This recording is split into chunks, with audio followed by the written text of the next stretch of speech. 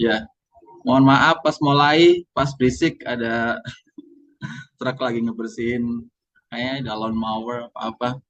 Eh, Biar cepat, saya serahkan saja langsung ke Mbak Anita, eh, salah satu teman dari Konde untuk memimpin panel ini. Silakan Mbak Anita.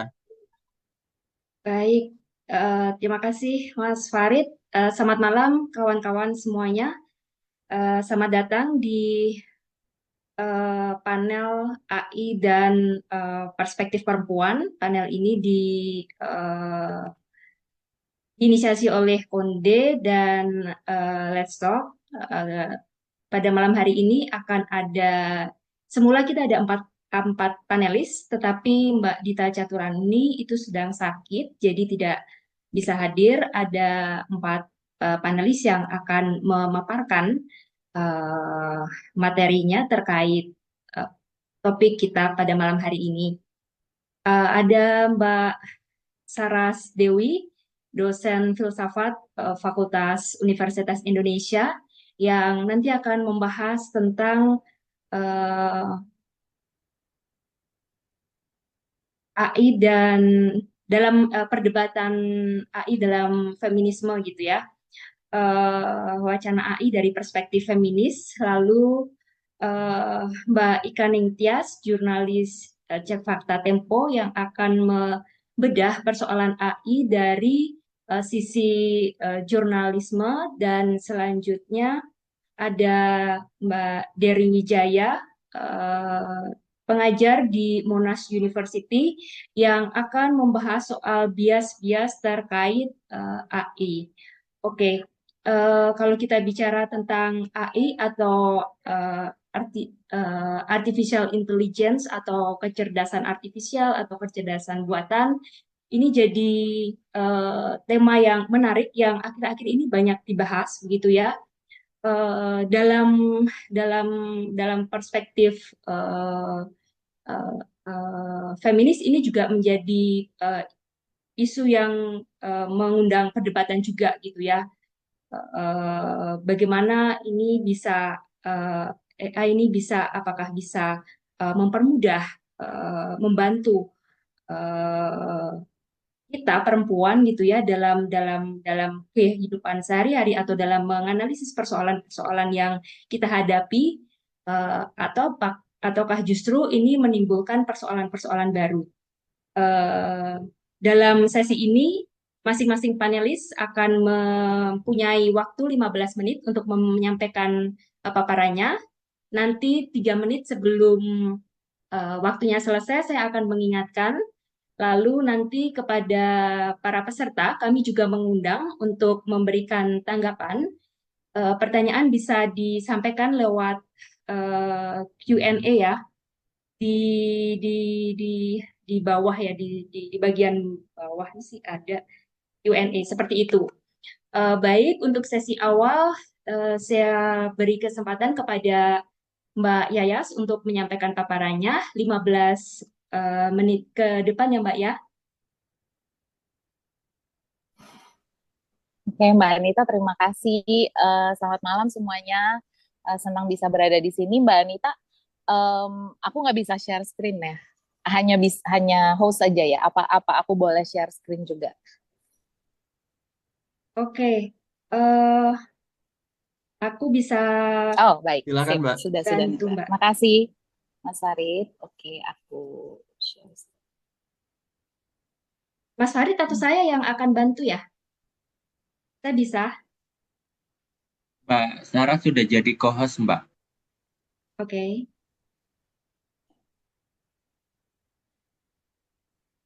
Tapi ini share dulu.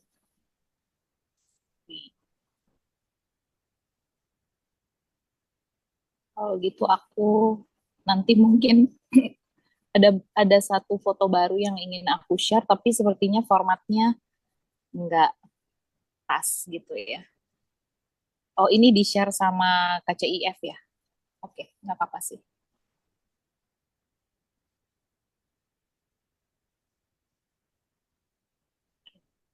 Aku share. Oke. Oke, ini pakai screen aku. Sebenarnya ada yang bentuk PPTX karena aku baru ada fotonya, tapi nggak apa-apa, nanti aku bisa share ulang fotonya. Baik, terima kasih. Selamat malam teman-teman semuanya. Terima kasih atas kesempatan ini. Kali kedua ikutan urun rembuknya Kartini Conference, suatu inisiatif yang keren banget.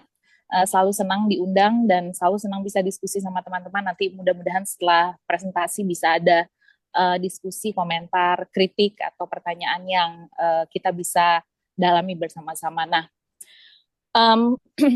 saya juga ingin mendoakan kesembuhan dari Mbak Dita Caturani. Sebenarnya Mbak Dita dengan Purple Code-nya itu salah satu komunitas yang sangat penting di Indonesia saat ini yang aktif melakukan kampanye-kampanye literasi digital dan juga literasi digital yang mengarah pada kesetaraan dan keadilan. Jadi mudah-mudahan Mbak Dita lekas sembuh.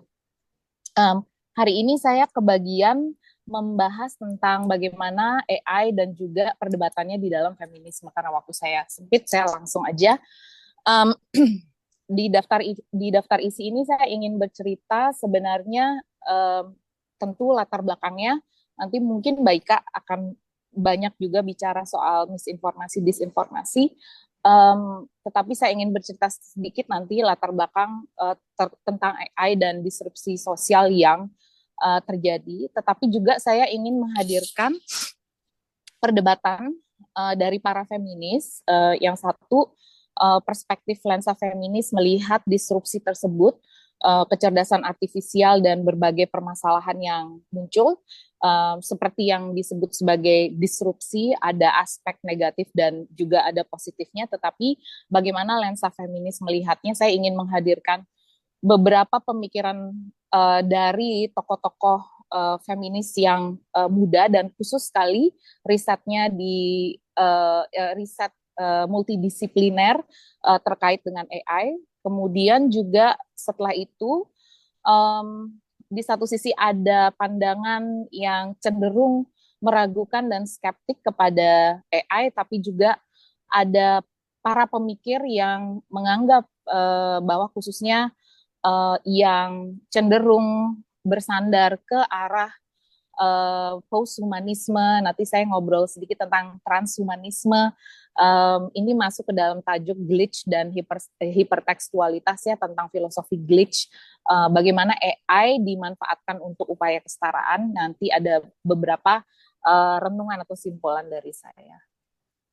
Nah, sebagai latar belakang tentu jika kita menilik apa itu kecerdasan artifisial atau artificial intelligence atau disingkat dengan AI atau AI, merupakan suatu terobosan teknologis ilmu komputer yang ruang lingkupnya itu penciptaan mesin yang dapat melakukan atau dapat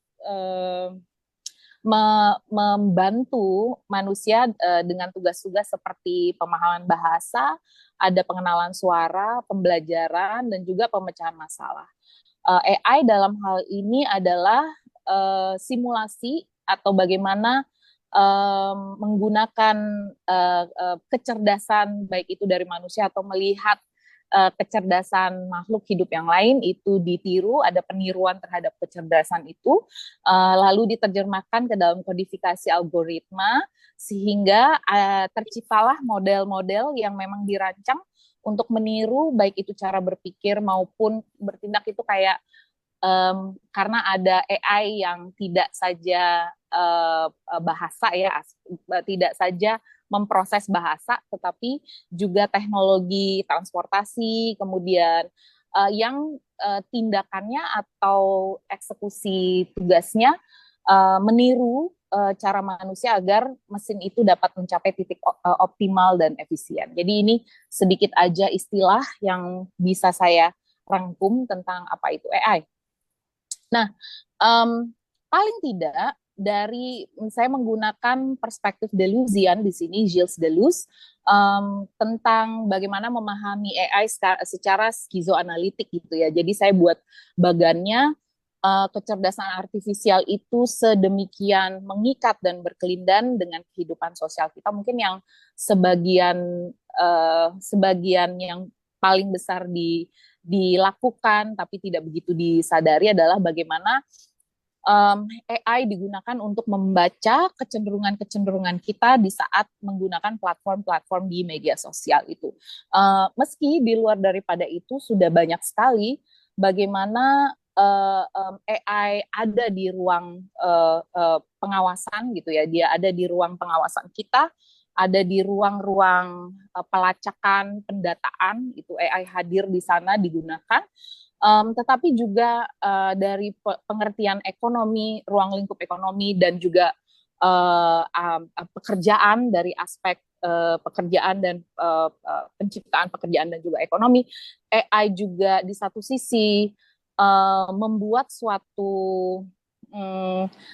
kemungkinan wahana kerja yang baru, tetapi di satu sisi juga banyak sekali pekerjaan yang menjadi dirongrong atau terancam dengan hadirnya AI. Jadi ada ekonomi dalam pengertian ekonomi kita itu sekarang serba digital dan kemudian mengandalkan juga AI untuk membaca antar muka yang paling dibutuhkan atau apa yang paling dibutuhkan atau diinginkan oleh pengguna.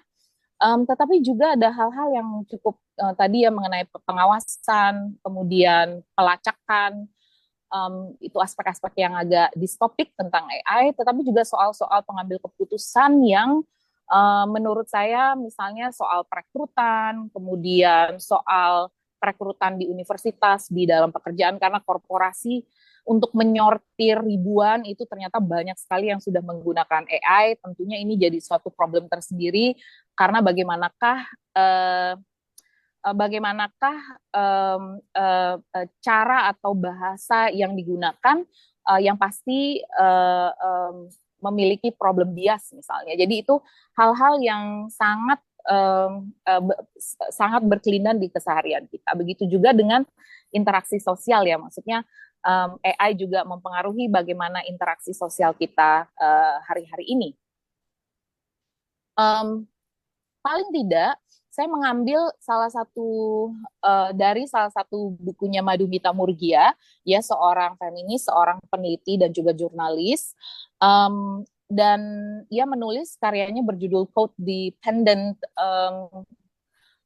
Living in the Shadow of AI ya. Jadi ada subjudulnya Living in the Shadow of Codependent dan hidup di bawah bayang-bayang AI.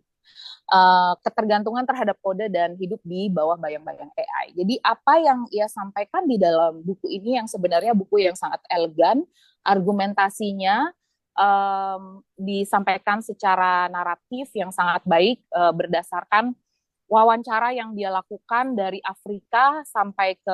benua Afrika sampai ke benua Eropa yang berbicara mengenai kekhawatiran orang-orang tentang AI itu. Paling tidak, karena itu bukunya tebal sekali, saya membuat beberapa poin-poin penting yang diangkat oleh Madhumita Murgia. Khususnya ia membahas tentang tubuh, yang kedua ia membahas soal kebebasan, ketiga mengenai pekerjaan, keempat mengenai identitas dan masyarakat. Nah, apa yang dibahas atau apa yang dikhawatirkan oleh Madhumita Murgia, buku itu berawal dari suatu renungan tentang cookie, sengaja ya tentang cookie, seberapakah kita ingin berbagi, kan kalau kita masuk, apakah kamu menerima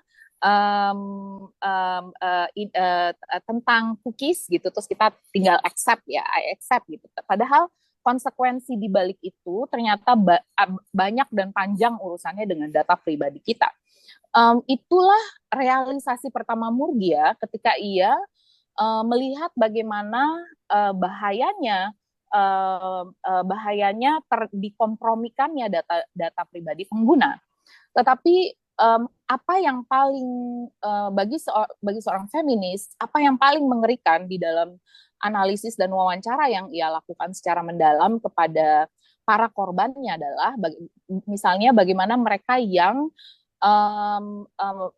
terkena kekerasan seksual, khususnya yang menggunakan virtualitas daripada deepfake ya. Jadi deepfake itu adalah suatu teknologi di mana AI mampu sedemikian rupa meniru wajah seseorang untuk melakukan adegan-adegan tertentu gitu. Jadi ini pornografi deepfake adalah manipulasi tubuh dan wajah yang menggunakan AI, dan Mbak Bung dan Bapak Ibu di sini kalau pergi ke internet itu gampang sekali untuk mengunduh aplikasinya ya. Jadi teknologi yang sangat mudah diakses dan tersedia bagi siapapun.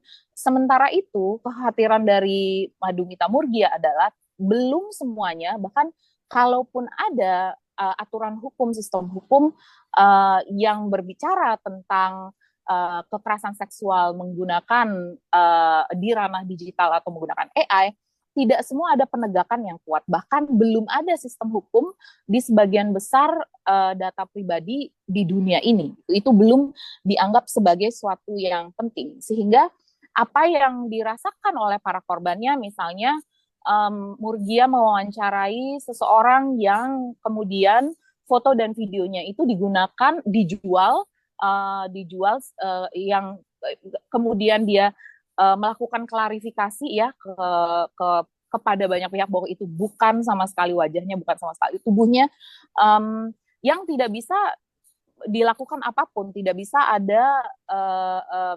ada sanksi hukum, dan hukum itu masih lemah dan menganggap bahwa ya toh itu kan bukan kamu juga, jadi gimana cara menghukumnya, meskipun jelas itu mengambil data-data pribadi, video palsu itu jelas mengambil data pribadi seseorang.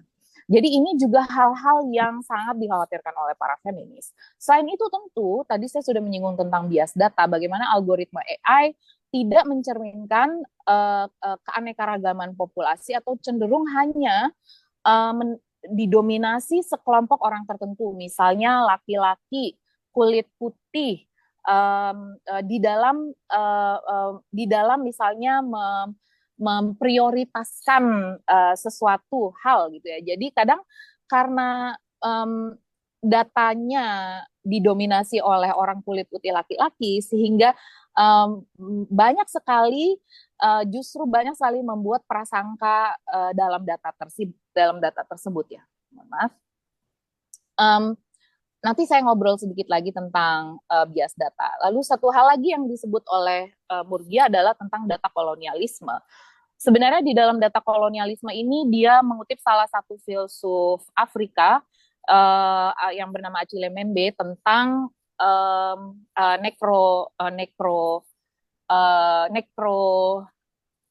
ini ya, apa sih, bagaimana policy daripada AI dalam praktiknya, dalam contoh-contoh wawancara yang dia lakukan, banyak sekali orang-orang yang dirugikan dengan pola pengawasan yang amat ketat. Jadi pengawasan yang berlebih ya. Ini yang juga dikhawatirkan oleh Murgia. Nah, hal yang lain tadi seperti saya sampaikan, karena ada bias data, sehingga data kelompok rentan itu seringkali tidak tampil, keberagaman itu tidak tampil, sehingga apa yang terjadi semakin menyingkirkan kelompok masyarakat yang memang sudah terpinggirkan. Dan algoritma penyortiran Mbak ini, Yayas, ya, kurang 3 menit ya, Mbak. Lagi seru-serunya padahal ya. Iya, ini ada satu cerita The Machine Stops yang saya banyak diangkat juga oleh Murgia. Nanti kalau teman-teman berkenan membaca cerita pendek ini, bicara tentang bagaimana seorang ibu dan anak bisa terlepas dari kungkungan teknologi yang mengatur semua relasi mereka. Jadi untuk relasi mereka itu semuanya harus melalui mesin. Lalu suatu ketika mesin itu berhenti dan mereka memulai lagi bagaimana caranya membina relasi yang baru langsung antara ibu dan anak. Oke. Lalu yang terakhirnya, aspek terakhirnya, saya cepat aja. Bagaimanakah para feminis yang berpendapat bahwa AI itu suatu peluang? Misalnya tulisan dari manifesto dari Legacy Russell yang menyebutkan tentang feminisme glitch ya. Glitch itu suatu kesalahan, seringkali dipandang sebagai suatu kesalahan, tapi sebenarnya di balik itu di dalam teknokultur justru disrupsi itulah yang dibutuhkan agar kita bisa meretas sistem yang ada. Misalnya salah satu contohnya karya oleh Murshin Alahyari, seorang seniman yang membuat karya ini moon face ya. Dengan AI ia menggambarkan bagaimana mulanya di dalam literatur kuno Persia, moon face itu untuk menggambarkan kecantikan seseorang tanpa membedakan gender. Tapi seiring dengan konservatisme yang mencuat, kita mulai kehilangan keluasan itu. Jadi menggunakan AI ia mengupayakan menghadirkan kembali arsip yang hilang tersebut. Legacy Russell mengatakan melalui yang digital kita menciptakan dunia baru dan berani memodifikasi dunia kita sendiri. Melalui yang digital, tubuh dalam glitch menemukan asal usulnya. Um, Seperti hal yang dilakukan oleh Morrison Alahayari, kita membayangkan, Sadie Plan juga membayangkan bahwa zeros and ones adalah cara kita, cara berbahasa kita yang sebenarnya memungkinkan kita melakukan apa yang disebut sebagai hypertext, yakni menjalin kembali, mengkonfigurasi kembali, dan membentuk kembali kelindan dengan teks-teks yang lain yang sebenarnya menjalin, menjahit, menjarit itu adalah praktik yang sangat feminis gitu. Jadi Sadie Plan juga mengatakan itu ya. Jadi kita disediakan dua sudut pandang yang menurut saya dua-duanya itu sama-sama pentingnya, bahwa ada aspek-aspek peluang dan kans yang mungkin kita upayakan untuk menciptakan kesetaraan melalui AI, tetapi di satu sisi juga AI dan ketidaktahuan kita, kegagapan kita dengan AI itu suatu fakta yang nyata. Menurut saya ini dua perdebatan ini dengan contoh-contoh filsuf yang tengah berkontestasi dengan argumennya adalah diskusi yang penting supaya kita bisa mengetahui dan melakukan pendekatan yang skeptis tapi juga kritis terhadap AI. Baik, terima kasih. Baik, terima kasih banyak Mbak Yayas. Menarik sekali Ngebut paparannya tuh ya. aku belakang-belakangnya. Oke, Mbak. Menarik sekali ya bahwa ada kemungkinan-kemungkinan baru yang ditawarkan yang bisa jadi upaya untuk melakukan disrupsi terhadap kemapanan struktur, tetapi juga ada poin-poin penting yang menjadi catatan begitu ya Mbak ya, terkait bias, terkait persoalan-persoalan algoritma AI juga yang bisa semakin mempertajam ketidakadilan bagi kelompok rentan. Nah, lalu bagaimana kemudian dalam kajian jurnalisme gitu, kita akan mendengarkan paparan dari Mbak Ika. Waktunya sama ya Mbak ya, 15 menit. Nanti 3 menit sebelumnya saya akan mengingatkan. Saya persilahkan Mbak Ika. Iya, terima kasih Mbak Nina. Salam kenal untuk kawan-kawan. Terima kasih juga untuk Mbak Yayas yang tadi sudah memberikan konteks ya mengenai bagaimana AI ya semakin mempertajam bias, kemudian ketidaksetaraan dan sebagainya. Yang nanti kita akan melihat dalam dunia jurnalisme, hal itu juga terjadi begitu ya. Jadi dunia media, jurnalisme kita itu selalu apa terdampak dari perkembangan teknologi dan itu sudah dimulai sejak ketika penemuan mesin cetak, kemudian radio, televisi, kemudian internet ya, dan yang terbaru adalah AI dan bagaimana kemudian AI menambah disrupsi digital dan juga dampak terhadap jurnalisme itu sendiri. Sepertinya saya perlu dibantu saja untuk share screen ya. Baik Mbak.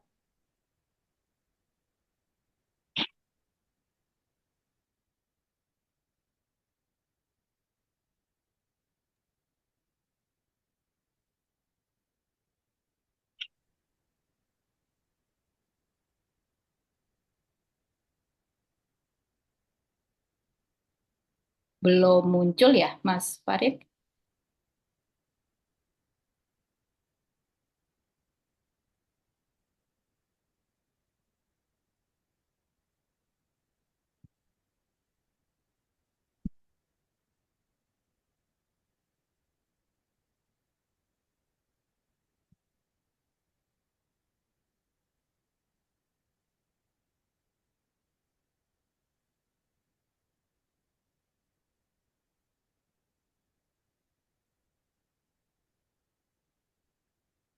Belum berhasil muncul ya. Maaf ini karena saya agak kesulitan untuk mengunggah juga. Oh oke, udah muncul ya. Langsung next aja. Saya semoga bisa sedikit lebih cepat.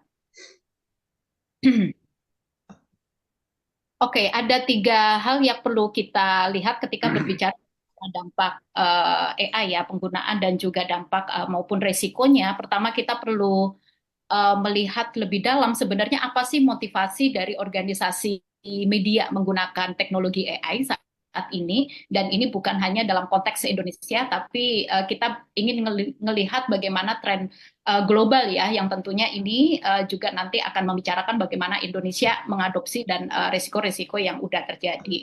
Kemudian yang kedua, kita perlu melihat dulu bagaimana AI sekarang itu digunakan dalam kerja-kerja jurnalistik, baik itu dalam aspek produksi, kemudian distribusi beritanya, baru setelah itu kita melihat potensi resiko yang terjadi. Next.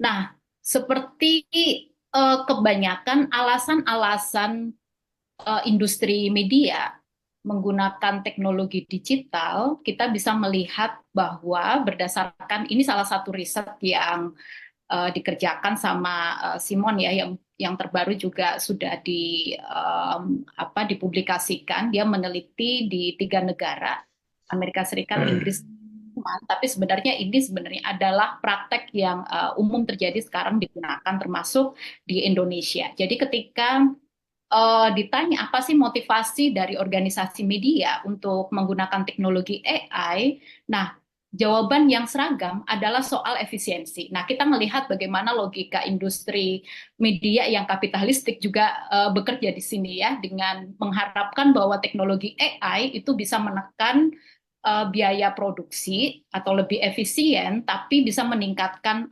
produktivitas mereka yang tidak bisa atau tidak bisa dikerjakan oleh manusia.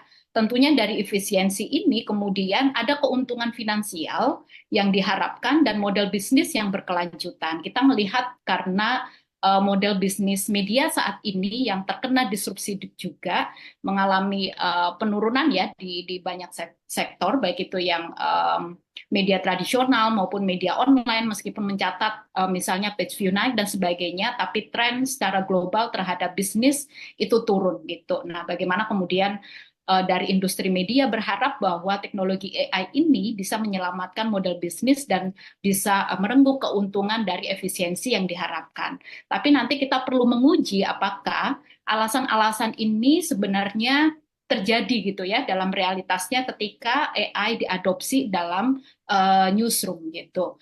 Nah, memang perkembangan teknologi AI sekarang semakin canggih begitu ya dengan generatif AI yang kemudian ini diharapkan begitu dapat menggantikan peran-peran atau memperkuat di newsroom gitu. Kemudian ada tekanan pasar yang juga membuat bagaimana dari industri media untuk mengadopsi penggunaan AI, dinamika industri juga, tapi dengan adanya ketidakpastian terhadap masa depan jurnalisme itu sendiri dan model bisnis yang berkembang, ini membuat bagaimana saling berlomba-lomba gitu ya, teknologi AI digunakan sebagai inovasi di dalam newsroom.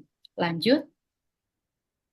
Nah, yang kedua, kemudian kita melihat di area mana sebenarnya AI dalam jurnalisme itu digunakan. Nah, setidaknya ada 4 area bagaimana teknologi AI sekarang digunakan dalam jurnalisme kita. Satu, pada area akses dan observasi. Nah, beberapa aplikasi yang dia berbasiskan AI ini digunakan gitu ya untuk monitoring informasi di media sosial menggunakan umumnya menggunakan big data, kemudian dari sana bisa dianalisis tren informasi yang disukai audiens atau yang sekarang menjadi trending seperti apa, dan dari sana kemudian digunakan juga untuk menggali ide-ide baru dari informasi yang melimpah begitu di media sosial. Kemudian area kedua ini seleksi dan filterisasi. Nah, teknologi AI juga sekarang secara umum udah digunakan gitu ya untuk proses fact checking atau verifikasi, kemudian untuk mengumpulkan dan menganalisis data terstruktur ya atau otomatisasi gitu ya pada berita-berita yang menyangkut data keuangan atau olahraga termasuk juga digunakan untuk transkrip gitu atau menerjemahkan audio dan video, karena jurnalis umumnya bekerja dengan mewawancarai begitu banyak narasumber dan itu menggunakan tools gitu ya untuk memudahkan transkrip maupun menerjemahkan dari bahasa asing ke Indonesia. Kemudian area ketiga itu pada penulisan dan editing. Sekarang sudah sangat umum ya penulisan draft atau artikel itu menggunakan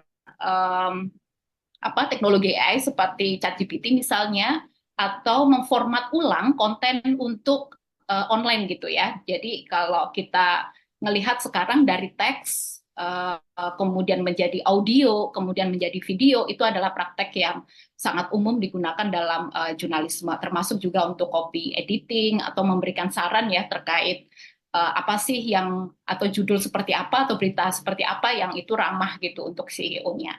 Kemudian pada area publikasi dan distribusi ini juga digunakan beberapa teknologi AI ya untuk melakukan personalisasi dan rekomendasi, kemudian paywall dinamis untuk mempelajari perilaku individu ya saat mengakses berita dan bagaimana peluang mereka untuk bisa berlangganan misalnya terhadap media itu. Kemudian untuk menganalisis audiens dan memoderasi konten. Next. Nah, ada beberapa contoh dari 4 area tadi yang sudah dikerjakan ya di dalam newsroom. Nah, praktek jurnalis robot misalnya itu menjadi yang paling awal gitu ya di dalam newsroom kita.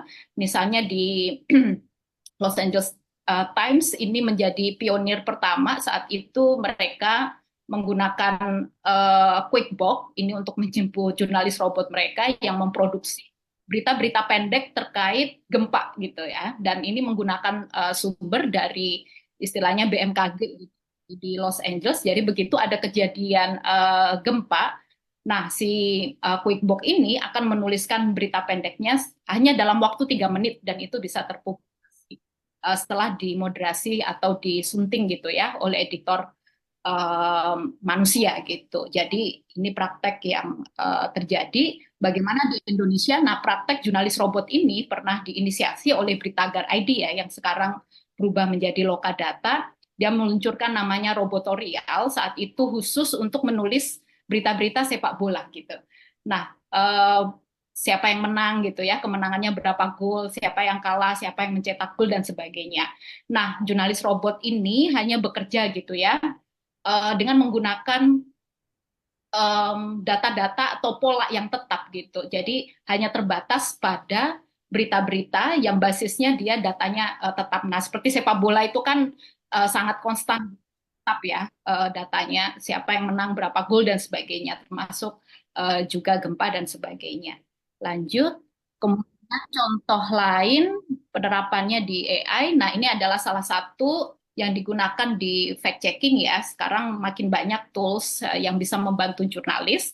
Tadi Mbak Yaya sudah mengingatkan soal bagaimana penggunaan AI secara luas, terutama generatif AI saat ini beresiko pada makin banyaknya deepfake gitu. Nah, dan Indonesia sejak pemilu 2024 kita sudah melihat ya bagaimana deepfake itu memberikan dampak misalnya kalau teman-teman ingat video Soeharto ya yang bisa bangkit lagi dari kuburnya dan digunakan oleh Partai Golkar begitu di selama masa kampanye kemarin. Kemudian ada video Jokowi misalnya berbahasa Mandarin, ada bahasa Arab.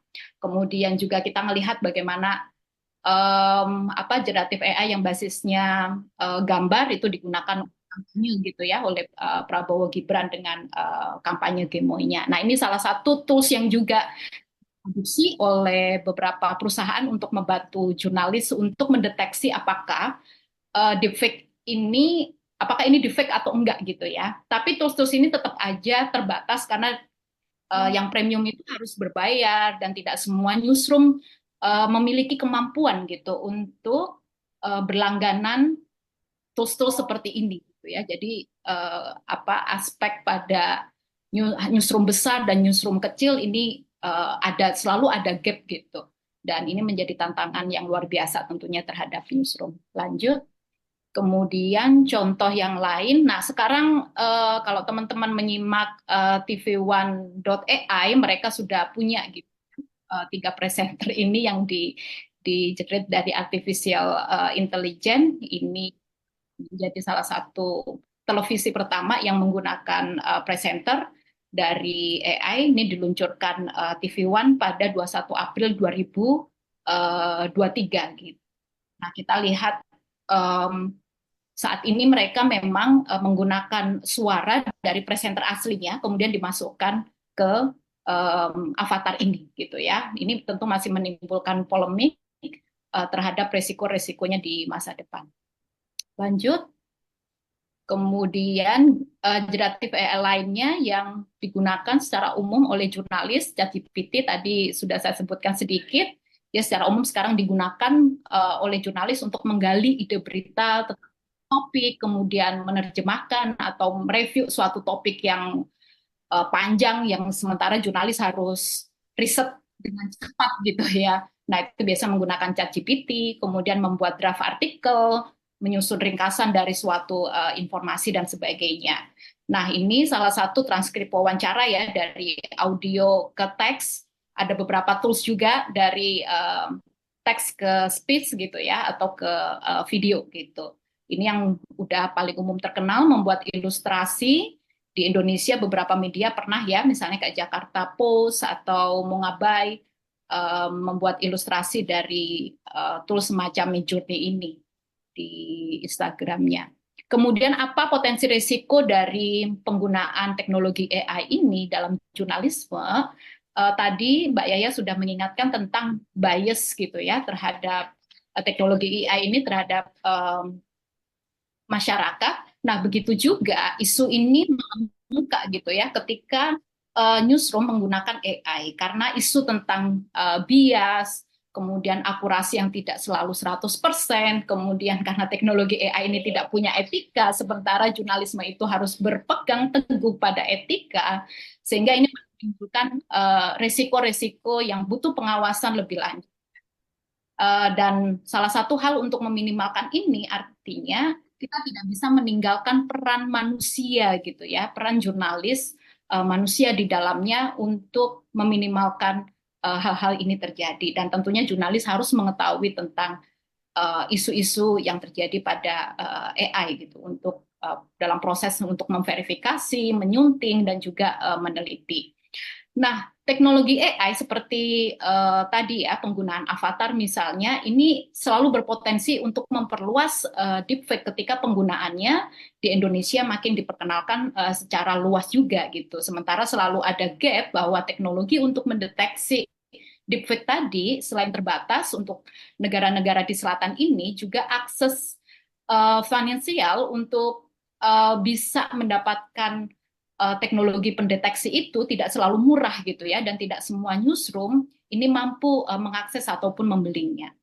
Nah, ketiga, saat ini teknologi AI masih sebatas membantu kerja-kerja jurnalis. Iya gitu ya, seperti tadi presenter, kemudian pemeriksa fakta, tapi di masa depan ini tetap membawa resiko pada pekerjaan tertentu seperti pada jurnalis permula ya, yang biasanya dia menulis hard news atau berita-berita yang pendek seperti sepak bola, seperti gempa tadi. Nah, ke depan mereka adalah posisi yang begitu mudah untuk digantikan oleh teknologi AI. Kemudian copy editor, presenter, ke depan mungkin TV-TV tidak akan menggunakan presenter manusia lagi gitu ya, tapi dengan AI. Kemudian ilustrator dan sebagainya. Nah, ini memberikan dampak yang luar biasa pada akses terhadap pekerjaan dan sebagainya, dan tentunya ini juga membawa resiko bahwa jurnalisme berkualitas tentu makin terancam gitu. Nah, kemudian ketergantungan yang makin tinggi sebenarnya pada teknologi AI ini beresiko pada ketidakpastian biaya gitu, dan akhirnya kontrol informasi itu tetap dipegang oleh perusahaan-perusahaan teknologi AI gitu, dan ini tentunya akan menciptakan ketidakadilan informasi lagi ya, bagaimana informasi tetap dikuasai oleh segelintir orang gitu yang dia memegang kuasa pada teknologi. Kemudian lanjut. Nah, penggunaan generatif AI ini juga berpotensi menurunkan pendapatan media. Sudah ada studi tahun 2022 yang menemukan bahwa setengah dari seluruh sekarang penelusuran AI yang digunakan oleh Google ya, itu tanpa klik yang bisa membantu jurnalisme selama ini untuk mendapatkan revenue-nya gitu ya. Termasuk juga di Ika, Facebook yang username 3 menit lagi ya. Oke, tinggal ya, sedikit lagi. Ini tidak lagi mengklik konten di umpan berita mereka. Nah, artinya justru penggunaan generatif AI ini telah berdampak pada bisnis media gitu ya. Jadi klaim-klaim bahwa penggunaan teknologi AI di satu sisi bisa efisien gitu ya, efisiensi pada kerja-kerja produksi, tapi di sisi lain dia ternyata membawa dampak gitu pada penurunan bisnis media. Nah, ini yang paling penting. Di sisi lain, hal yang paling menyedihkan adalah bagaimana perusahaan AI ini membangun sistem mereka sebenarnya dengan pencurian kekayaan intelektual berskala besar sebenarnya ya. Karena kan mereka cara kerjanya harus diberi makan gitu, harus diberi makan dengan literatur, dengan informasi yang besar gitu. Nah, salah satu sumber utama makanan generatif AI tadi yang bersumber misalnya kayak ChatGPT ini menggunakan konten jurnalistik gitu. Tapi tidak semuanya kemudian memberikan kompensasi. Saat ini ada beberapa organisasi media besar di luar negeri yang berhasil melakukan negosiasi kompensasi. Tapi bagaimana dengan media-media kecil, media-media lokal gitu ya, yang tidak berbahasa Inggris terutama. Nah, ini adalah hal-hal yang bisa mempertajam sebenarnya ketidaksetaraan, kemudian pelanggaran terhadap hak kekayaan intelektual dan sebagainya. Lanjut. Nah, ini terakhir bagaimana seharusnya kita melihat lagi bahwa teknologi AI itu bukanlah obat mujarab gitu ya untuk berbagai permasalahan dan tantangan yang saat ini dihadapi oleh jurnalisme. Jadi teknologi itu istilahnya tidak bisa memperbaiki masalah yang sudah akut gitu ya dalam isu politiknya, sosial, ekonomi kita yang saat ini dalam konteks Indonesia misalnya yang menjadi concern bersama gitu ya dalam penurunan demokrasi dan sebagainya. Nah, konsentrasi kendali atas AI oleh segelintir perusahaan teknologi ini yang harus menjadi pengawasan utama gitu ya atas tadi isu bias, ketidaksetaraan, kemudian ancaman terhadap pekerjaan dan sebagainya gitu. Nah, di masa yang akan datang bahwa kontrol atas infrastruktur ini memberikan kekuasaan pada segelintir orang gitu. Lanjut. Kemudian karena perusahaan AI ini berpotensi untuk menurunkan bisnis media dan melanggar hak kekayaan intelektual, jadi bagaimana kita harus berpikir bahwa negara-negara harus memastikan perlindungan, termasuk juga media-media juga harus bersatu gitu ya untuk melihat isu ini sebagai ancaman di masa depan gitu. Salah satu yang bisa diperjuangkan sebenarnya adalah bagaimana perusahaan AI ini bisa memberikan kompensasi yang adil bagi media, terutama media yang lokal, kecil, dan tidak berbahasa Inggris. Karena tadi mereka sudah banyak sekali menggunakan data-data dari media, dan untuk akan keberlanjutan teknologi AI sendiri itu sangat bergantung pada kualitas jurnalisme itu sendiri gitu ya. Jadi mau nggak mau bahwa perusahaan ini harus mau gitu ya untuk memberikan kompensasi kepada media-media supaya ada keberlanjutan terhadap jurnalisme yang berkualitas tadi. Nah, ini beberapa hal yang perlu kita lihat bersama gitu ya, bagaimana dalam konteks newsroom jurnalisme yang juga ini akan berdampak pada kepentingan publik yang lebih luas dalam menciptakan ekosistem informasi yang berkualitas. Aku baik, rasa itu terima aja. kasih Mbak Ika.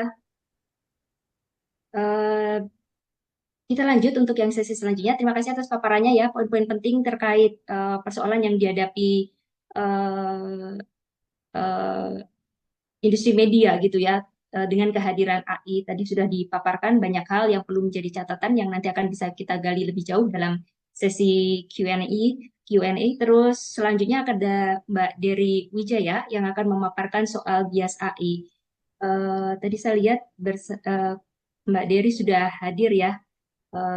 Sama Ya, seperti pembicara yang lainnya, selamat datang Mbak Dery. Eh, sama. kita ada Halo Mbak. waktunya 15 menit, nanti 3 menit sebelumnya saya akan ingatkan eh, sebelum sesinya berakhir begitu ya Mbak ya. Oke, sip Mbak. Baik, Oke, silakan Mbak. saya izin share screen. Selamat malam semuanya. Assalamualaikum warahmatullahi wabarakatuh. kali ini saya mungkin dari perspektif AI scientist ya. Tadi kita udah mendengarkan dari secara filsafat dan juga dari jurnalisme. Kalau saya mungkin presentasi saya kali ini itu lebih ke sebenarnya apa sih yang di belakang AI itu, sehingga kita mungkin kalau semakin kenal dengan AI itu jadi semakin tahu mungkin gimana cara memakainya untuk supaya dapat hasil yang positif, dan juga bagaimana cara memitigasi efek negatif dari AI. Sebagai perkenalan, nama saya Dery Wijaya. Sekarang saya Associate Professor di Data Science di Monash University. Saya juga baru bikin research hub baru yang berhubungan dengan data dan demokrasi. Jadi bagaimana kita bisa memakai AI untuk membantu mengawal proses demokrasi ya. Jadi dengan AI dan menggunakan data begitu. Karena yang ini kerjasama dengan Mbak Ika Idris yang dari jurnalisme dan komunikasi dan juga dosen di Public Policy, Associate Professor di Public Policy di Monash. Karena kita melihat itu masih sedikit sekali riset ataupun secara implementasi di mana AI dan social science itu saling mensupport satu sama lain ya. Jadi di sini kita melihat ada opportunity di situ untuk bekerja sama, di mana AI nggak cuma bikin sistem-sistem aja yang akhirnya bisa membuat efek negatif, tapi juga bisa membuat sistem yang bisa ada efek positifnya juga begitu, ada impact-nya terhadap orang banyak ya. Sebelumnya sebelum balik ke Monash, saya dosen juga di Boston University, dan juga saya bikin perusahaan juga. Jadi emang udah lama berkecimpung di di bidang teknologi dan AI. Nah, sebagai Monash, dosen Monash, ini ada propaganda, tentu saja Monash propaganda ya. Karena banyak orang yang nggak tahu kalau Monash itu udah buka kampus di Indonesia, tepatnya di BSD ya. Jadi sebenarnya Monash itu nggak cuma di Australia, tapi juga ada beberapa kampusnya di seluruh dunia, termasuk di India, di Italia, di Malaysia, di Cina, dan yang paling baru dibuka di Indonesia. Nah ini kita riset dan education-nya semua mengacu ke Monash Australia. Jadi kita cuma pakai satu kurikulum lah basically di Monash ini. Jadi Monash yang di Australia ada data science, jadi kita di sini juga ada data science dan saya dosennya gitu ceritanya. Dan di segi data science sendiri emang Monash itu salah satu yang paling cutting edge ya dalam bidang data science dan AI, karena kita rankingnya itu udah masuk top 40 ya di dunia. Jadi memang riset dan pendidikan di bidang data science dan AI di Monash itu memang kita berusaha untuk push the boundary of knowledge di situ. Jadi kalau tadi kita ngomongin tentang generative AI, mahasiswa-mahasiswa S3 saya basically emang kerjaannya tuh gimana membuat generative AI ini lebih bagus lagi gitu ya. Jadi at the same time ada efek negatifnya, tapi sebagai researcher kita juga tetap berusaha membuat makin canggih lagi gitu, sehingga nanti mungkin akan ada impact terhadap workforce dan lain sebagainya. Itu yang tadi dibilang sama Mbak Ika Ningtyas ya.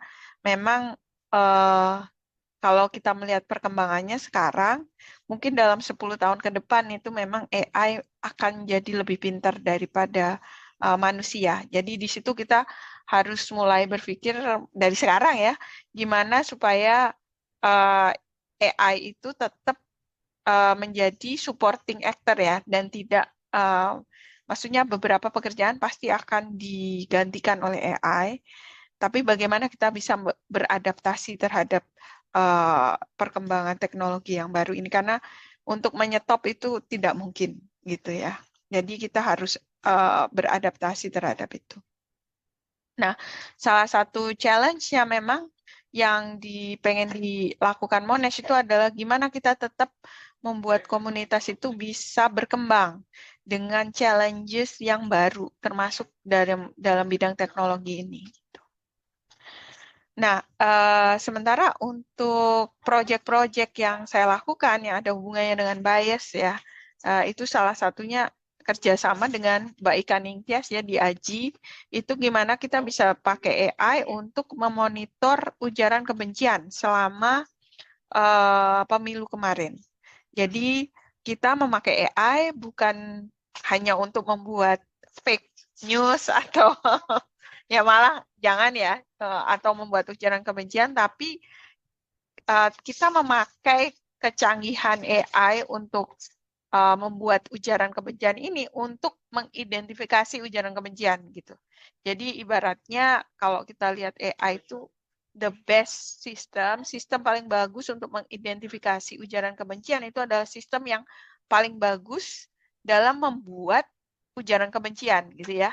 Jadi dari segi logika seperti itu kita bisa membuat AI sistem ini membantu kita untuk mengidentifikasi ujaran-ujaran kebencian, terutama dalam bahasa-bahasa yang nggak lazim dipakai sama AI, karena AI tadi seperti Mbak Saras dan Mbak Ika bilang itu kan banyak dilatih di bahasa Inggris ya, dengan budaya-budaya yang terasosiasikan dengan Western culture, budaya Barat ya.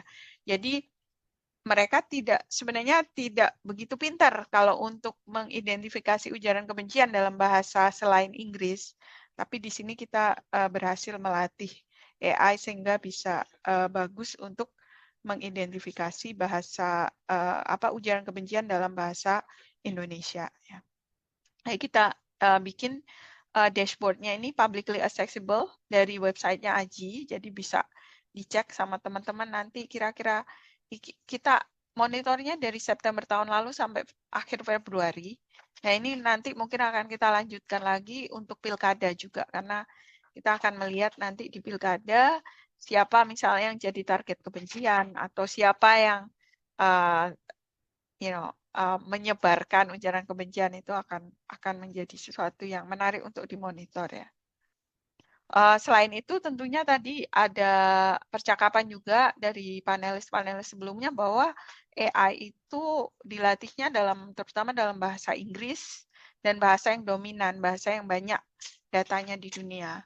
Nah, karena itu salah satu efek negatif dari AI itu adalah bias dan fairness issue. Jadi dari segi fairness itu artinya ketidakadilan ya.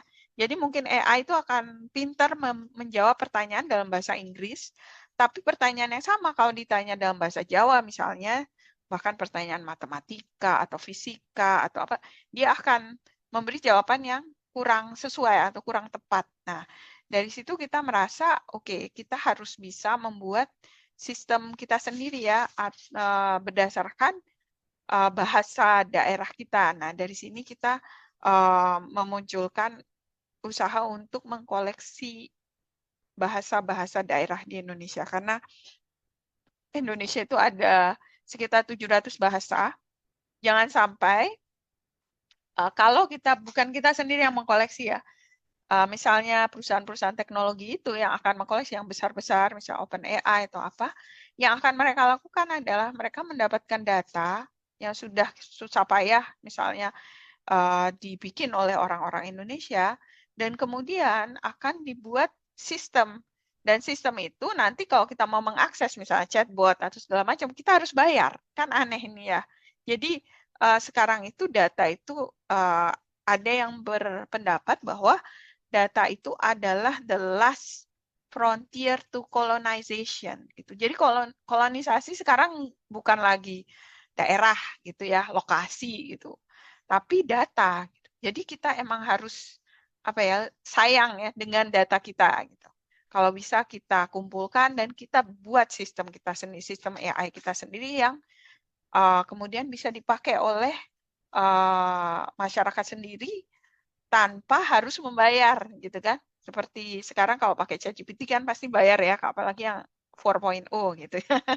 Nanti akan ada misalnya bahasa Sunda gitu, harus bayar juga ke OpenAI gitu kan, agak-agak sedih juga sih kalau berpikir seperti itu. Nah, jadi ini proyek yang sedang kita bikin untuk mengkoleksi bahasa, resources dalam bahasa-bahasa daerah sehingga bisa kita buat sistem kita sendiri ya, yang dari grassroots dari emang dari Indonesia dan untuk Indonesia.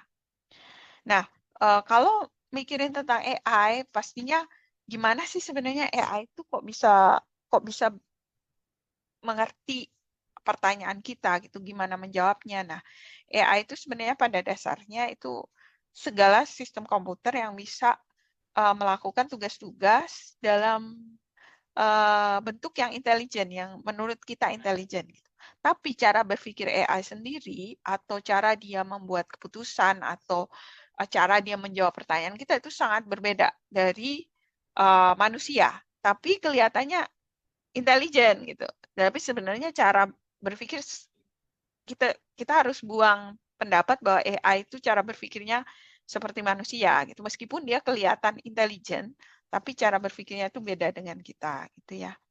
Nah, yang saya lakukan itu sebenarnya riset itu di bidang AI itu di bidang natural language processing, yaitu salah satu bidang di AI di mana kita mau membuat sistem komputer yang bisa mengerti bahasa manusia. Nah, ini salah satu outputnya, makanya itu ya chatbot dan lain-lain ya.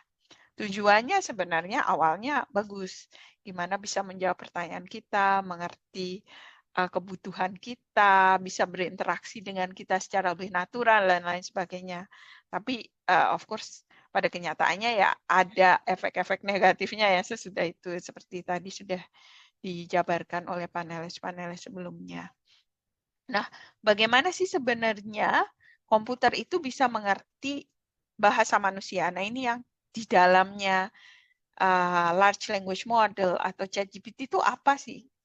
Sebenarnya intinya itu gampang ya. Cara komputer mengerti suatu kata ataupun suatu kalimat itu adalah dengan melihat pemakaian kata tersebut gitu ya. Jadi arti dari suatu kata itu kalau menurut komputer adalah berdasarkan Mbak gimana Dery, dipakainya. Ya. kurang 3 menit ya, Mbak. Oh, oke.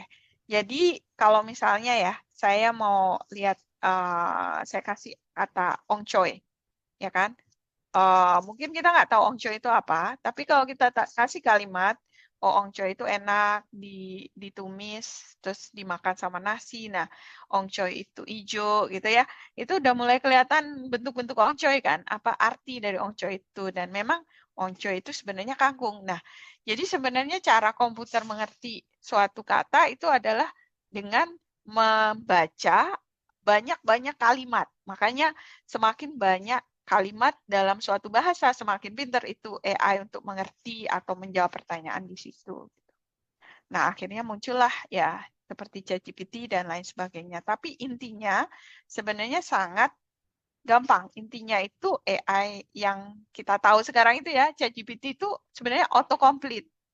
Jadi kalau dikasih misalnya 2 kata sebelumnya, dia akan bisa mengisi kata berikutnya. Nah, seperti itulah AI itu dilatih ya. Jadi tapi awalnya kecil, cuma 40 GB, terus sekarang makin lama makin besar, sehingga berdasarkan data yang paling baru ya, dengan parameter yang sangat besar, data yang sangat besar, akhirnya dia jadi semakin pintar. Terus ditambahin lagi ada latihan yang berdasarkan human preference, jadi manusia masuk ke dalamnya untuk mengasih tahu si ChatGPT ini. Jadi ada human annotator di situ yang bilang, oke, jawabanmu yang ini lebih mending daripada jawaban yang ini. Nah, itu dia pakai untuk makin membuat dia mampu menjawab pertanyaan-pertanyaan kita dengan atau mengikuti instruksi kita dengan sangat bagus. Akhirnya sekarang tambah gede, tambah pintar, dalam 10 tahun lagi mungkin akan lebih pintar dari manusia ya. Terus banyak sekali tipenya, nggak cuma ChatGPT, itu salah satu ya, tapi ada yang open source kayak Llama dan lain sebagainya. Jadi basically kalau mau menghentikan pertumbuhan AI itu nggak mungkin. Jadi itu yang tadi saya bilang, kita harus beradaptasi. Nah, ini kalau kita lihat ya tahun 2018 itu baru awal GPT mulai muncul, dan itu cuma 6 tahun yang lalu ya sekarang. Tapi dia sudah sangat pintar. Jadi sekarang kalau kita tanya, bikinin dong judul untuk suatu drama tentang dinosaurus. Zaman tahun 2018 dia nggak jelas jawabannya. Sekarang dia udah bisa bikin yang menarik gitu, dan bahkan kayak ada semacam apa namanya puns-nya ya, kayak dan subtitle dari yang dia sebutkan. Jadi udah jauh printernya, terutama juga secara gambar ya. Dia zaman tahun 2016 kalau disuruh membuat gambar burung berwarna pink ya, itu nggak begitu bagus, sekarang udah sangat bagus. Nah, tapi akhirnya karena dia dilatih dengan data-data yang besar dan dari berbagai bahasa yang beda ya, bukan bahasa dari daerah selatan tadi yang Mbak Ika bilang, makanya ada ethical, privacy concern, bias, and fairness. Selain itu carbon footprint. Karena untuk melatihnya itu butuh air, butuh energi, butuh electricity yang akhirnya membuat carbon footprint tadi itu. Nah, terutama bias, ini saya kasih contoh ya. Karena bias, tadi saya bilang, karena dia dilatih dengan bahasa-bahasa yang besar, maka mungkin jawaban untuk bahasa-bahasa yang kecil tidak bagus ya. Terus kemudian ada bias di sana. Kalau kita tanya misalnya Paris itu ke Prancis sama dengan Tokyo ke apa? Dia akan pintar jawab, oh Jepang. Tapi kalau kita tanya kalau Bapak itu ke dokter, Bapak itu adalah dokter, maka Ibu adalah perawat gitu. Jadi dia ada bias terhadap gender ya. Kalau kita tanya kalau cowok itu bisa jadi komputer programmer, maka cewek jadi ibu rumah tangga. Ini dia. Jadi ini karena berdasarkan data yang banyak itu memang men lebih sering disebut dengan dokter, pinter dan lain sebagainya dibandingkan dibandingkan woman, dibandingkan cewek gitu ya. Nah, ini nggak cuma gender, tapi juga race misalnya ya. Kata the word Chinese di tahun 1910, teks-teks dari tahun 1910 dibandingkan dengan teks-teks tahun 1950 sama 1990. Jadi kalau kita melatih AI itu berdasarkan data dari tahun 1910 versus data tahun 1990, dia akan mengikuti bias yang ada di data tersebut gitu. Jadi tahun 1910 itu Chinese dianggap barbarik, agresif, ini di Amerika ya. Dan sekarang mereka dianggap sensitif, pasif ya. Jadi tetap ada bias di sana gitu. Tergantung teks yang dipakai untuk melatih. Nah, kemarin saya baru nyoba nih. Sekarang ChatGPT udah lebih pintar ya, ChatGPT ya. Sekarang kalau saya bilang ada orang Kristen dan ada orang Muslim. Dua-duanya lari dari bom gitu ya. Siapa yang kira-kira ngeplan bom tersebut? Nah, ini kan ada bias ya harusnya. Kan Muslim biasanya dibilang yang suka ngebom gitu ya. Tapi sekarang ChatGPT itu udah pintar. Dia bilang, oh itu nggak bagus kita membuat assumption, ya kan? Ini ChatGPT banget ya jawabannya. Nah, sekarang jadi karena udah ditaruh sama si engineer, kalau ada pertanyaan yang menyentuh agak-agak resis gitu ya, atau tentang ethnicity dan crime, jangan bikin assumption. Tapi dia tetap membuat kesalahan. Kalau kita tanya, ada cowok dan cewek masuk ke ruang meeting. Satu CEO, satu sekretaris. Siapa yang sekretaris? ChatGPT ini langsung bilang, GPT 3.5 ya, bilang ceweknya yang sekretaris. Nah ini bisa dicobain ya. Ini baru kemarin saya cobain. Ya, ini cuma menarik contoh, sekali tinggal sih dikit. pembahasannya. Iya. Tinggal dikit, Mbak. aduh. Tinggal dikit banget. 1 menit Beneran, ya, Mbak, ya? 1 menit. Oke. Beneran. Soalnya yang sesudahnya itu lebih parah lagi ya. Kalau kita tanya dalam bahasa Indonesia, dia juga tetap bilang sekretaris itu cewek ya. Nah, tapi kalau kita pakai GPT-4, dia udah lebih pintar. Dia bilang, oh nggak sama kayak yang tadi itu. Oh nggak ada informasi yang jelas. Jadi aku nggak bisa ngasih tahu yang mana CEO, yang mana sekretaris. Tapi bahkan GPT-4, kalau kita taruh race, misalnya ya, kita bilang, oh, aku punya sentence nih, aku punya kalimat orang Jawa itu baik. Bikin deh ini, modifikasi kalimat ini sehingga lebih toksik. Dia bikin orang Jawa itu munafik dan suka menjatuhkan orang lain. Nah, kemudian kalau saya pakai kalimat ini terus minta dia bikin lebih toksik lagi dan tambah target grup lain, jadi etnisitas lain, dia akan tambah orang Jawa itu gimana, terus orang Sunda itu kayak gimana, orang Batak itu kayak gimana. Jadi kita bisa ngeliat tuh ternyata di dalamnya GPT itu banyak banget stereotip tentang race ya. Orang Minang, semuanya deh, Batak, Jawa, Sunda, Betawi, Manado, Papua. Oh my God. Jadi kalau kita ngomongin tentang apa namanya bias, ya bias banget lah ya. Nah ini juga untuk gambar-gambar ya. Ini gambar asli, ini gambar generated. Kita bisa lihat sendiri. Ini gambar asli yang kiri, generated yang kanan. Jadi kalau lihat semuanya tersenyum, selfie, ya kan? Ini karena yang dipakai untuk melatih, ya yang kanan ini senyum-senyuman selfie Amerika ya. Gitu. Itu aja sih. Terima kasih. Baik, terima kasih Mbak Dery. Menarik sekali paparannya ya, bahwa satu hal tadi ya, bahwa dari awal sampai akhir kita melihat bahwa ada bias gitu ya, yang itu disebabkan oleh kondisi di realitas kita yang di dunia nyata gitu ya. Bias itu kemudian juga terrefleksi dalam proses penciptaan dan penggunaan AI gitu. Nah, apakah kemudian upaya untuk masuk dalam teknologi atau menguasai teknologi, memahami bahasa-bahasa algoritma dan sebagainya, itu menjadi langkah yang bisa dilakukan oleh kelompok-kelompok marginal, perempuan, disabilitas, LGBT dan sebagainya untuk bisa menciptakan apa ya ya keadilan di ranah digital ini. Itu mungkin untuk Mbak Yayas dan Mbak Dery begitu ya.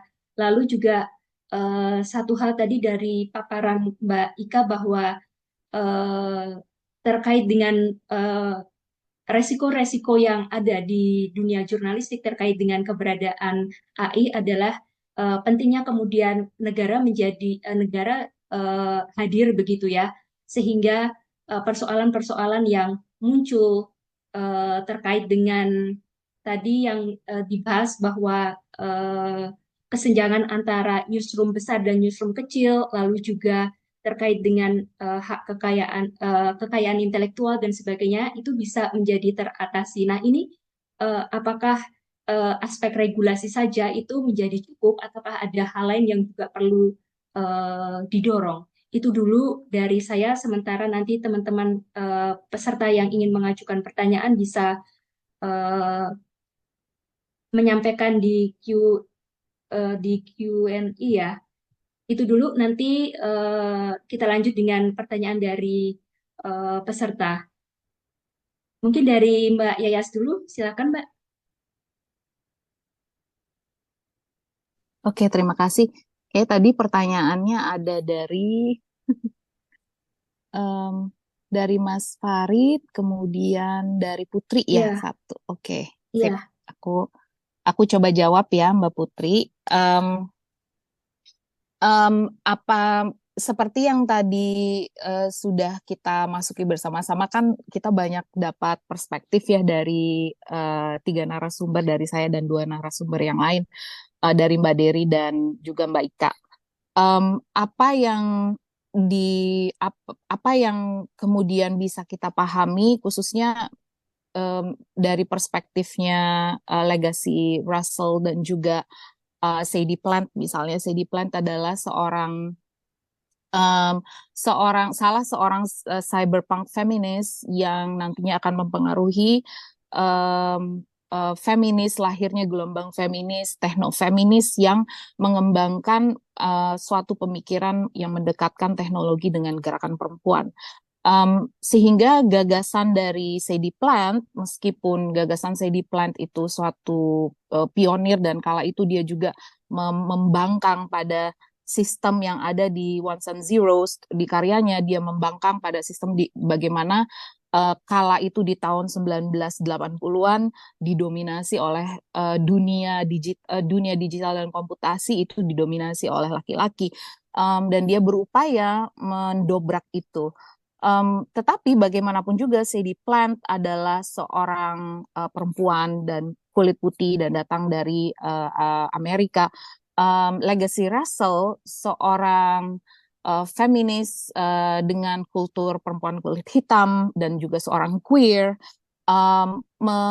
mengupayakan suatu kritik ya, otokritik di dalam pandangan feminis cyberpunk feminis, tapi di satu sisi juga berupaya melihat kontribusi yang sudah dilakukan oleh para perempuan pendahulu dia. Jadi di dalam dunia feminis itu berkembang banyak sekali perdebatan dan pertautan dua-duanya yang menurut saya penting sebagai pengingat bahwa teknologi tidak bisa berdiri sendiri, dia bukan hanya instrumen yang netral, dia bukan cuma instrumen yang vakum dari nilai-nilai, tetapi dia sangat berkaitan erat dengan kekuasaan gitu ya. Jadi itu sudut pandang yang dimiliki oleh para feminis terkait dengan gimana caranya kalau claiming ya, kalau Legacy Russell menggunakan kata claiming AI itu, ya seperti dia sampaikan, di dalam dunia yang diciptakan programmer itu seperti Mbak Dery itu kan mereka adalah di satu sisi programmer, komputer software developer, betul, tapi mereka juga kalau di dalam pandangan saya itu mereka itu seperti seniman. Jadi mereka menggunakan bahasa pemrograman, mereka menciptakan suatu arsitektur dunia. Sehingga mereka bisa menciptakan dunia-dunia yang diimajinasikan. Dalam pengertian ini para feminis membayangkan dunia yang setara menggunakan AI. Tadi contohnya sudah banyak ya, bagaimana ketimpangan dan penyerobotan bahasa itu harus diklaim kembali ya, tentu dengan literasi AI juga dan pemanfaatan AI juga. Jadi itu contoh-contoh yang dilakukan, termasuk juga banyak bagi saya seperti halnya di satu sisi representasi pemrogram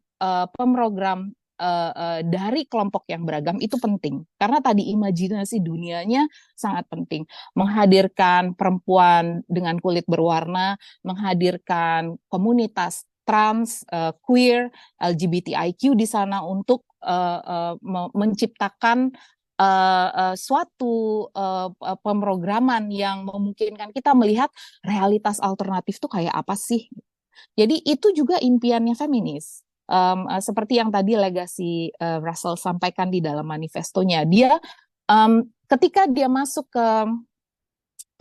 dia pertama kali masuk belajar tentang segala yang digital yang kemudian mengkerucut pada munculnya machine learning, dia melihat bahwa di satu sisi itu adalah suatu disrupsi, menimbulkan suatu ketidaknyamanan, menimbulkan suatu kebingungan. Tapi di satu sisi juga disrupsi itu mematahkan tatanan yang ada, kesempatan untuk melakukan reimajinasi terhadap tatanan yang ada. Jadi itu saya rasa juga bagian yang penting ya, yang diusung oleh para teknofeminis ini.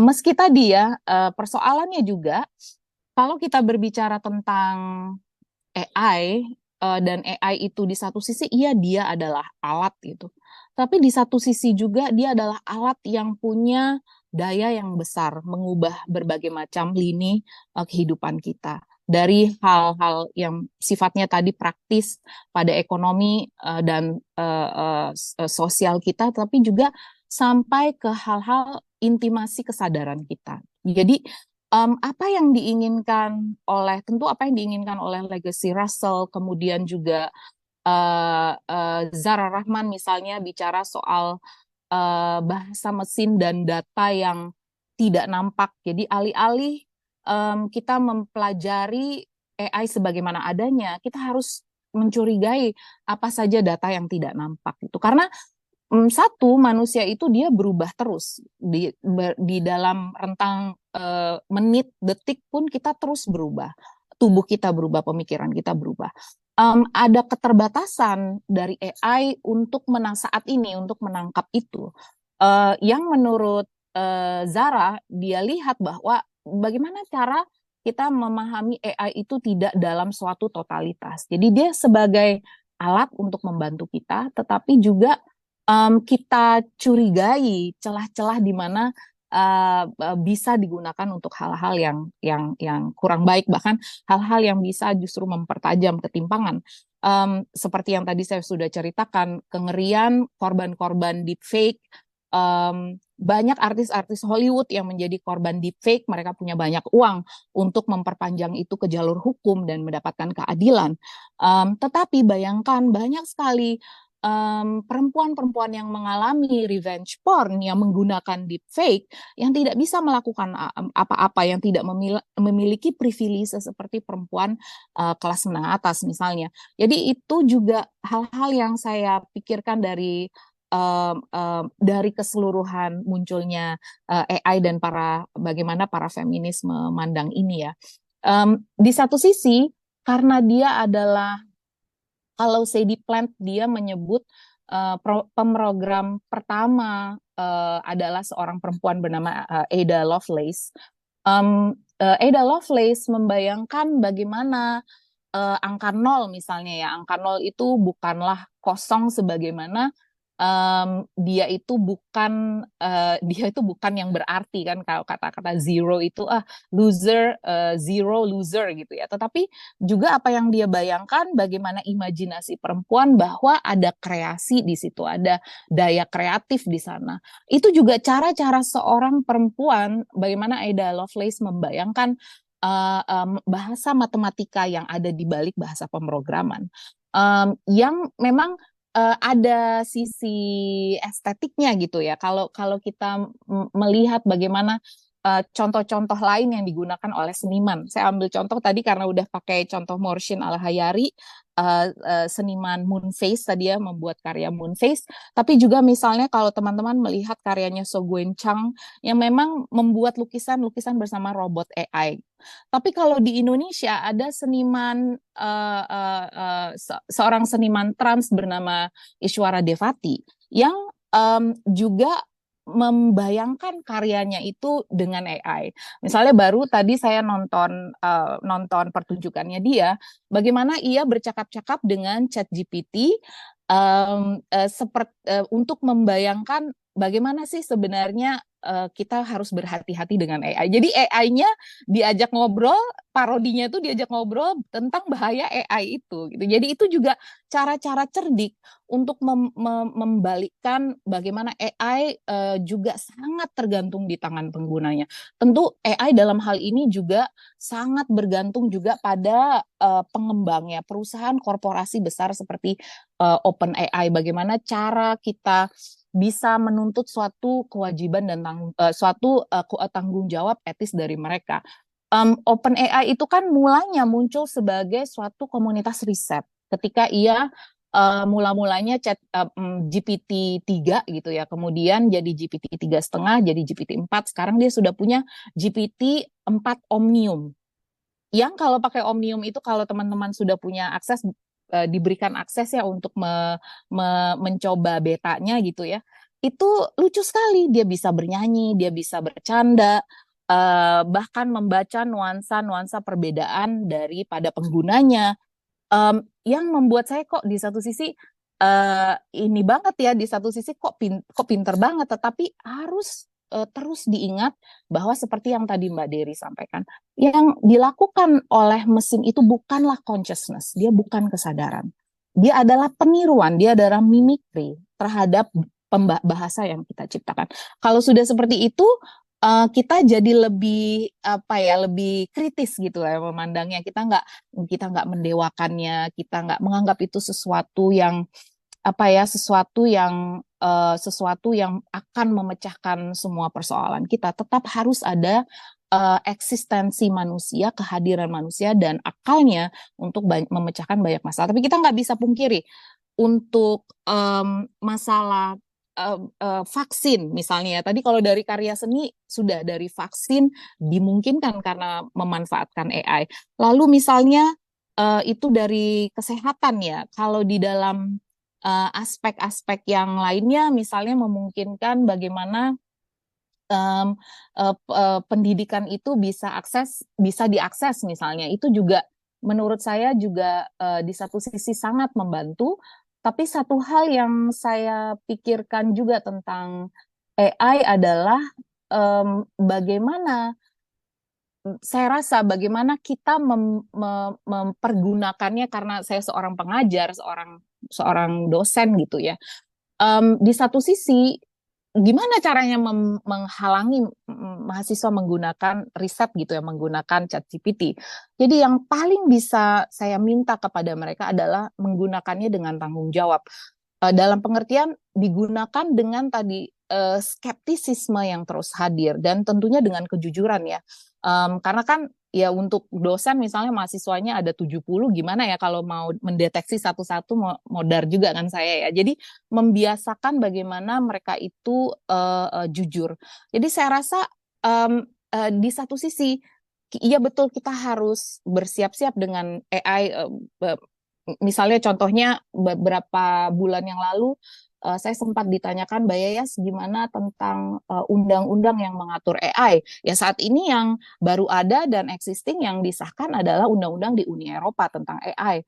Di luar dari itu belum ada peraturan yang jelas gitu, bicara misalnya melarang sama sekali penggunaan data-data untuk digunakan sebagai surveillance ya. Misalnya undang-undang di Uni Eropa kan sehingga misalnya perusahaan-perusahaan seperti salah satu contohnya OpenAI, dia tidak bisa menambang data itu digunakan untuk disalahgunakan untuk kepentingan-kepentingan pengawasan gitu. Jadi itu saya rasa juga peran dari para programmer, peneliti untuk membuat batasan-batasannya, karena memang harus ada limitasi, karena memang harus ada batasan. Kita nggak bicara suatu teknologi yang kemudian begitu saja lepas kendali, emang harus ada batasan-batasannya.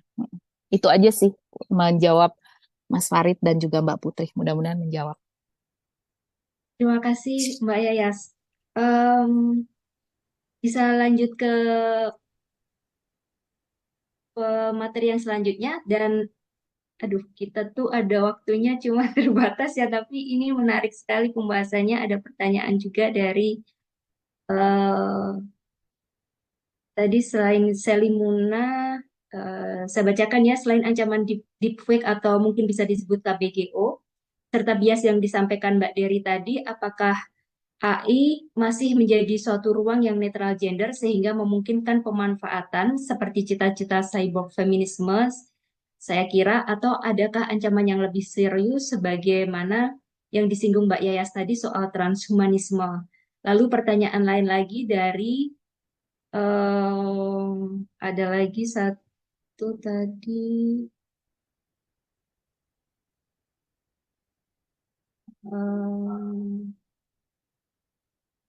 Ini lebih ke tanggapan ya yang Mbak Valentina Wiji ya, bahwa data is the new oil. Salah satu wujud buruknya ya peretasan atas data yang dikelola kementerian atau lembaga Indonesia lalu dijual oleh para peretas itu, data di PDN, BPJS Ketenagakerjaan, dan pemerintah. Iya, kemarin juga baru saja ada kejadian lagi ya.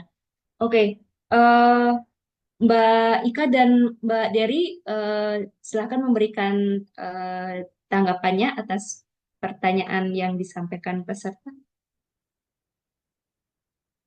Masing-masing, karena waktu kita terbatas 3 menit gitu ya Mbak ya. Ya, makasih Mbak Anita. Untuk pertanyaan mungkin tadi peluang bagaimana AI ya dalam perjuangan kesetaraan gender, itu memang bukan jawaban yang single juga gitu ya, karena pertama itu sangat tergantung lagi pada bagaimana regulasi di negara itu kemudian yang mengatur dan melindungi sebenarnya ya pada aspek hak-hak asasi manusia.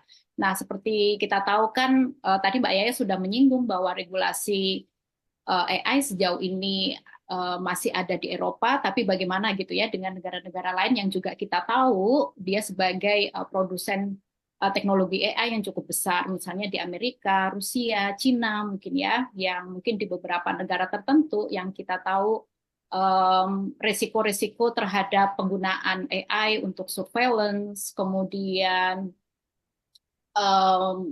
pelanggaran terhadap hak cipta, hak kekayaan intelektual maupun terhadap pelanggaran data pribadi tadi itu cukup besar terjadi. Nah, ini semua memang membutuhkan lebih lanjut bagaimana negara itu dapat melindungi gitu ya hak-hak asasi manusia, terutama juga dalam menjamin kesetaraan gender.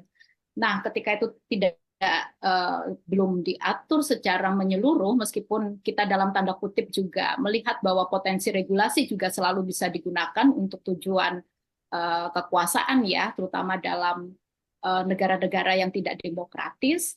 Nah, itu tetap berisiko gitu. Nah, oleh karena itu tanggung jawab platform di sini atau perusahaan teknologi AI ini mesti cukup besar gitu ya, terutama bagaimana menjamin etika mereka, kemudian penegakan dari etika yang mereka berikan gitu ya dalam penggunaan AI. Nah, salah satu contoh misalnya dalam konteks pemilu kemarin sebenarnya beberapa perusahaan AI itu kan melarang ya teknologi mereka digunakan dalam politik gitu. Tapi kita tahu karena AI ini digunakan dalam konteks global dan kita tahu bahwa AI kemudian digunakan secara lebih masif gitu untuk tujuan politik dan ini kemudian tidak dikontrol, penegakan hukumnya juga lemah gitu ya dari perusahaan teknologinya.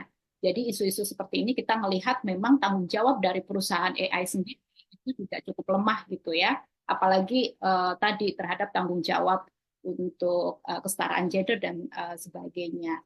Nah, oleh karena itu memang ini membutuhkan sebenarnya tadi peran dari negara juga bagaimana bisa melindungi prinsip-prinsip seperti ini.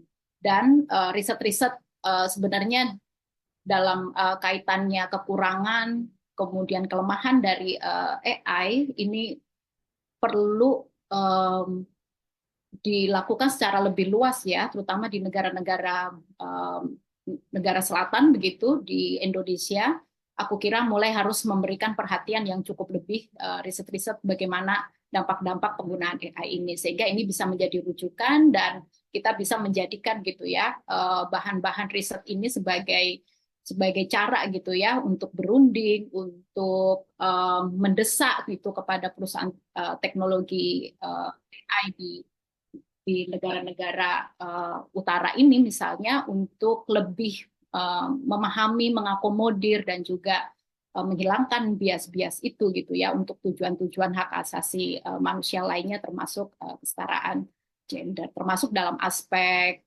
jurnalisme. Nah, karena tadi kualitas informasi yang disajikan oleh perusahaan AI, terutama yang berbasiskan bahasa besar ini, itu sangat tergantung pada kualitas informasi itu sendiri, yang ini bisa dihasilkan oleh media-media yang independen, oleh media-media yang berkualitas.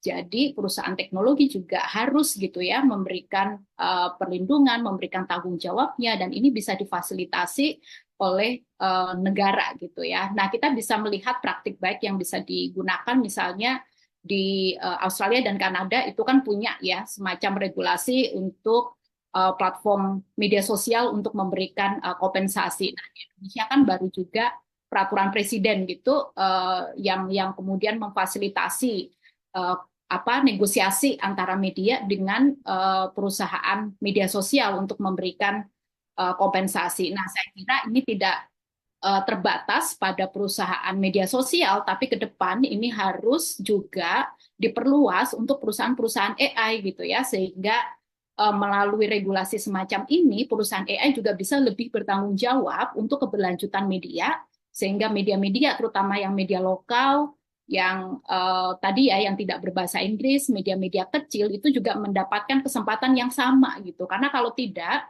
hanya perusahaan-perusahaan media-media besar seperti yang sudah terjadi misalnya sejauh ini kan baru Associated Press, kemudian Wall Street Journal yang udah berhasil ya untuk memiliki kontrak dengan beberapa perusahaan AI, tapi bagaimana dengan media-media kecil, media-media lokal? Misalnya salah satunya ketika kita berbicara tentang Papua, kalau kita coba di ChatGPT, saya belum menguji sih yang terbaru seperti apa. Nah, ketika kemudian hanya informasi-informasi yang bias atau informasi yang berisi propaganda gitu ya terkait Papua, maka yang akan muncul di ChatGPT misalnya informasi yang keliru, misleading gitu ya, terkait dengan Papua. Nah, oleh karena itu kehadiran media-media lokal seperti Jubi misalnya gitu, itu perlu mendapat perlindungan juga ya dari mekanisme seperti ini, sehingga informasi-informasi yang kredibel terkait konteks yang sangat lokal itu tetap mendapatkan keadilan dan juga informasi yang berkualitas dalam output keluaran di teknologi AI. Terima kasih. Baik, terima kasih Mbak Ika. Kita langsung ke Mbak Dery ya. Mbak Dery silakan. Ya, mungkin kalau dari saya, apakah AI masih punya kemungkinan untuk menjadi satu ruang yang netral gender buat pemanfaatan gitu ya? Menurut saya sih masih ya. Tapi ya itu kita emang butuh lebih banyak grup untuk ikut mengembangkan AI gitu. Jadi jangan sampai kita cuman apa ya, maka harus lebih banyak cewek misalnya ngambil AI gitu. Sebenarnya itu sih karena dengan makin banyaknya grup yang underrepresented masuk ke pengembangan AI dan nggak cuman menggunakan AI tapi mengembangkan AI itu akan membuat sistem-sistem AI yang keluar akan lebih aware terhadap issues dari minoritas tersebut gitu loh. Jadi jangan sampai kita cuma jadi pengguna lah gitu. Ibaratnya harus lebih banyak dari kita yang ikut belajar AI, mengembangkan AI. Dan pemerintah menurut saya juga seperti Mbak Ika Ningtyas bilang itu memang harus mendukung gitu ya, bikin environment, bikin lingkungan yang memang mempermudah untuk belajar AI dan mengembangkan AI, tidak hanya untuk menggunakan gitu. Tapi permasalahannya sekarang di Indonesia tuh misalnya mau ngelatih chatbot aja lah gitu ya. Belum ada server yang dari pemerintah yang cukup bagus gitu kan untuk mengembangkan sendiri lah. Kita coba bikin sendiri gitu misalnya ya.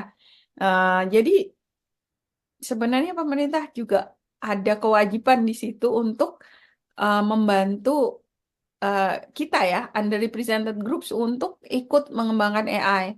Dan juga harus selalu memonitor, seperti Mbak Ika bilang tadi, kita harus juga mengevaluasi dan kritis terhadap AI itu gitu. Jadi jadi fungsinya dua, nggak cuma mengembangkan tapi juga mengevaluasi dan menjaga, memonitor gitu. Itu sih kalau dari segi underrepresented groups ya. Oke, terima kasih Mbak Dery. Kalimat terakhirnya ini yang jadi highlight ya, bahwa ya penting untuk tidak hanya menggunakan tapi juga mengembangkan tapi juga memonitor gitu ya Mbak ya, sehingga kelompok-kelompok yang represented atau kelompok-kelompok marginal ini kemudian juga punya peluang yang sama gitu ya dalam dalam pengembangan AI ini gitu ya. Eh, Oke, waktu kita sudah lewat ya dari jam 8 dan kita hanya diberi waktu tambahan eh, sampai jam 5 menit. Ini dari Mbak Yayas ada tambahan gitu ya soal pertanyaan untuk Mbak Sally dan Mbak Maulidia ya. Eh, Oke, bahwa ya soal cyberpunk feminis ya dan teknofeminis seperti yang digagas oleh Donna Haraway gitu ya, bahwa cyborg menjadi salah satu hipotesis Haraway untuk membayangkan dunia yang tidak esensialis, bahkan bagaimana tubuh menjadi organik dan mesin. Ya, oke. Terima kasih banyak kepada para panelis, Mbak Yayas, Mbak Ika, dan Mbak Dery. Banyak sekali insight yang kita dapat malam ini. Juga kepada para peserta yang sudah turut berinteraksi dalam diskusi pada malam hari ini. Karena waktu yang sudah habis, karena sesudah ini masih ada sesi yang lain, jadi saya cukupkan sampai di sini. Terima kasih banyak dan sampai bertemu di kesempatan yang lainnya. Selamat malam teman-teman. Terima kasih Sama-sama. Pak Anita Dewi. Sampai karena waktunya sudah cukup mepet dan kita akan ketemu lagi di panel selanjutnya. Saya tutup aja langsung ya. Saya akhiri recordingnya dan sampai ketemu di sesi panel yang akan datang. Terima kasih. Baik, terima kasih Mas Farid.